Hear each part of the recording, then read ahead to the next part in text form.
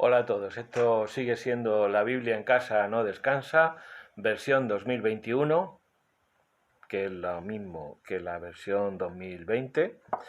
Y hoy tenemos un versículo problemático a lo largo de los siglos. Es la llamada coma joánica. El texto, tal y como está en Primera de Juan, capítulo 5, versículos 7 y 8, es el siguiente, la versión de la Conferencia Episcopal. Porque tres son los que dan testimonio, el espíritu, el agua y la sangre, y el testimonio de los tres es único.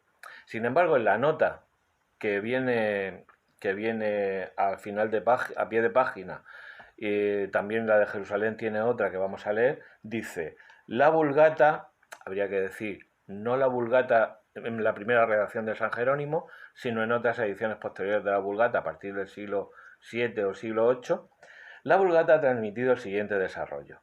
Pues tres son los que dan testimonio en el cielo, el Padre, el Verbo y el Espíritu Santo, y estos tres son uno. Esto no está en eh, eh, el actual texto que maneja la Conferencia Episcopal o la Biblia de Jerusalén, etc. Y tres son los que dan testimonio en la tierra. Ahora lo que viene ahora sí que está. El espíritu, el agua y la sangre. Y estos tres son uno. La versión de la Conferencia Episcopal dice, y el testimonio de los tres es único. Como vemos, es se ha introducido dos cosas. Primero, las palabras Padre, el Verbo y el Espíritu, que son uno, y además, cuando habla del Espíritu, el agua y la sangre, en vez de decir el testimonio de los tres es único, que es el texto fijado por la Conferencia Episcopal, dice que también estos tres son uno. La Biblia de Jerusalén, en su nota, dice prácticamente lo mismo. Dice, el texto de los versículos 7 y 8 está recargado en la Vulgata, recordemos, ediciones posteriores de la Vulgata, no la inicial de San Jerónimo, por un inciso ausente de los manuscritos griegos más antiguos, de las antiguas versiones y de los mejores manuscritos de la Vulgata, y que parece una glosa marginal. También se le ha llamado glosa joánica, porque a veces este texto estaba al margen del resto del texto manuscrito, que parece una glosa marginal introducida tardíamente en el texto. Pues tres son los que dan testimonio en el cielo. Esta es la coma joánica. Empieza aquí. En el cielo, el Padre, el Verbo y el Espíritu Santo, y estos tres son uno, y tres son los que dan testimonio en la tierra. Y aquí terminaría la coma joánica. Lo que pasa es que la versión anterior dice el Espíritu, el agua y la sangre, y estos tres son uno, y la versión que manejamos es y el testimonio de los tres es único. No dice que son uno. Bueno, esto en principio nos llevaría a la cuestión de la fijación del texto. Porque claro, nosotros cogemos la Biblia y ya la tenemos traducida. ¿Traducida de dónde? ¿De qué manuscrito? Porque claro, hay pues 3.000 manuscritos. La mayoría de ellos son códices en pergamino, pero hay incluso en papiro.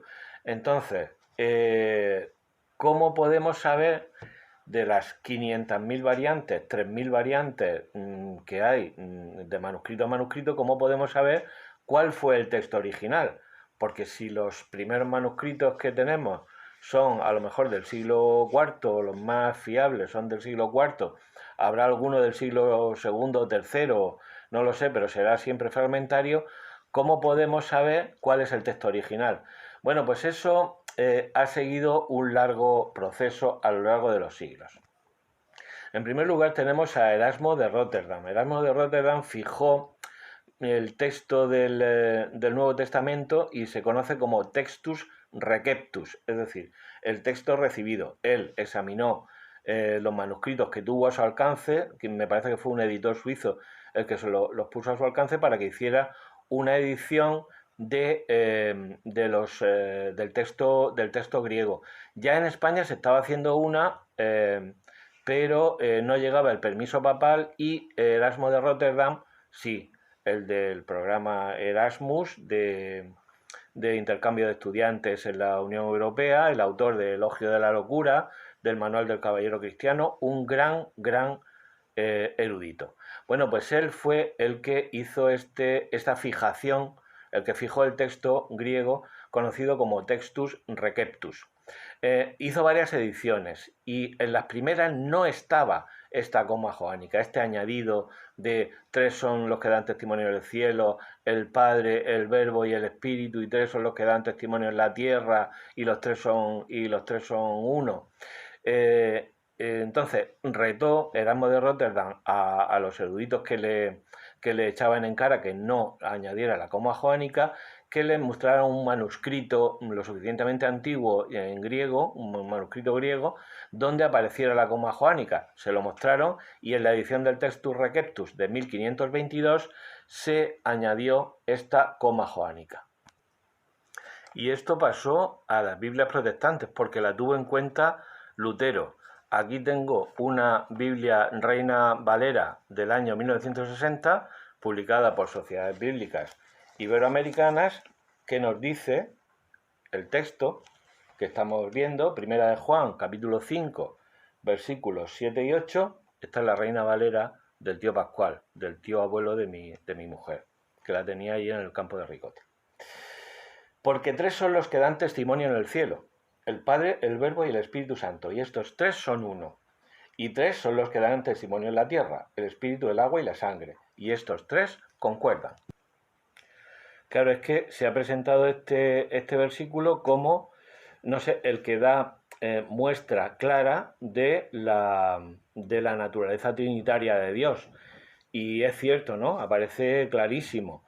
Lo que pasa es que la inmensa mayoría de la crítica actual, de la crítica textual de la actualidad y desde hace ya muchos años, lo considera como un añadido al texto original.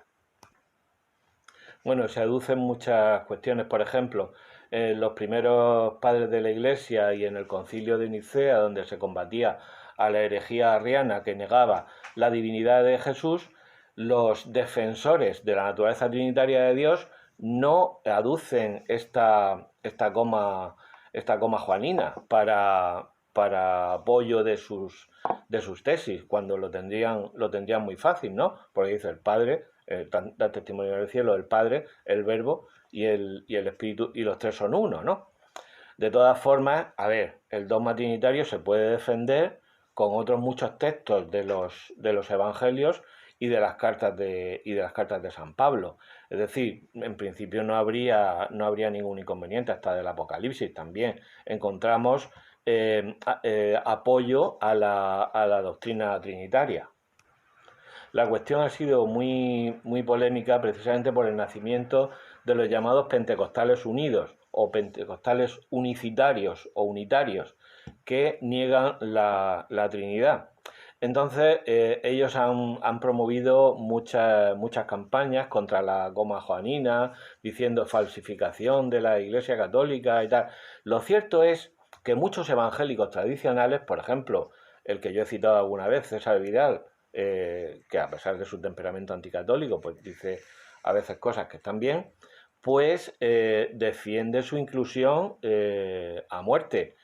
Pero es más, en una página web católica como Apologética Siloé, os pondré los enlaces respectivos, también la defienden a muerte su inclusión y llegan a decir que el haberla excluido es obra de Satanás.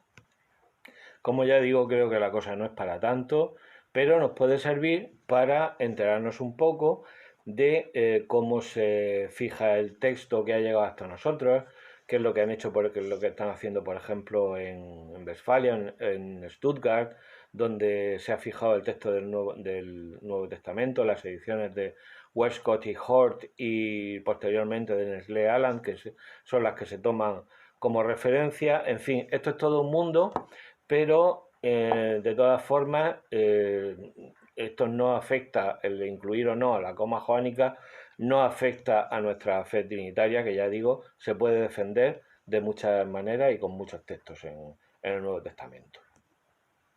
Así que te invito a profundizar en estos temas.